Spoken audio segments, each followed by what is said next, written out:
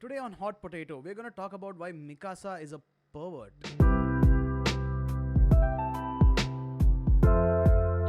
Hey guys, welcome back to Hot Potato, the show where we give hot takes on your favorite series. Today we're going back to Attack on Titan, specifically chapter 138. Okay, here we go again. We're almost at the end.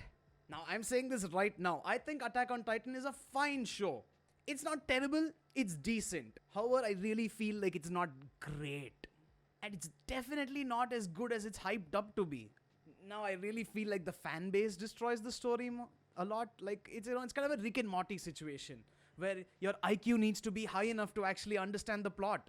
And the fans think they're intellectuals just for following the story.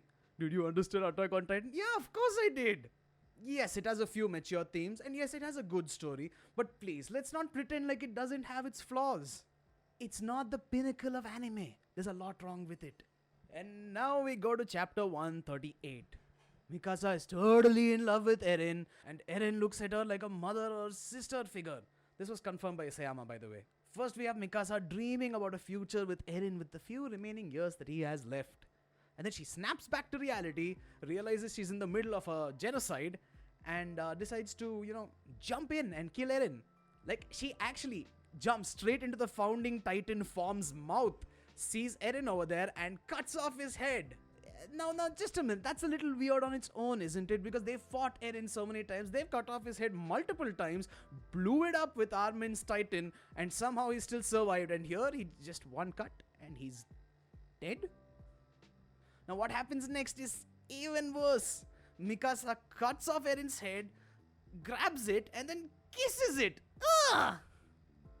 Listen, even if somebody else cut off my girlfriend's head, not even me, if somebody else did it, I wouldn't want to hold her bleeding head and then kiss it. That's just plain weird. Why are you trying to cop a feel after the death of the person that you caused? Is that what romance is nowadays? You cut off people's head and then kiss them later? Honestly, Mikasa, why not just kiss him and then cut off his head? That would make it a lot less weird. You know what, guys? I can actually hear the AOT fans going, "Oh, you don't understand the story. You don't understand Isayama's genius. You don't understand the romance element." I think we're going to get cancelled for this. Anyway, that part was really weird, but I'll also mention the little spine incident which happens in the chapter. So the spine releases a gas much like Zeke releases a gas into the village and turns all the Eldians into Titans. All of them, except the ones who are left back in Paradise. My god, I am tired of the deaths. Okay, I don't care anymore. I don't care if anybody dies. So many people have died in such random, weird ways that I don't actually care if any of them die. No one's gonna survive this, okay? Mikasa's just gonna kiss all of you after you're dead. Well, unless you're the plot armor Titan, in which case you can't really die ever at all. Anyway, that's it for this episode of Hot Potato. Let us know your thoughts in the comments below. Would you like to kiss your SO's head after you cut it off? Let us know. We would like to... Actually, I'm not sure if you'd like to know that, but let us know either way. Check out our podcast channel where we have an episode on Attack on Titan and you might like that as well. Fight us in the comments if you want, okay? Mikasa, you're weird. You're a pervert.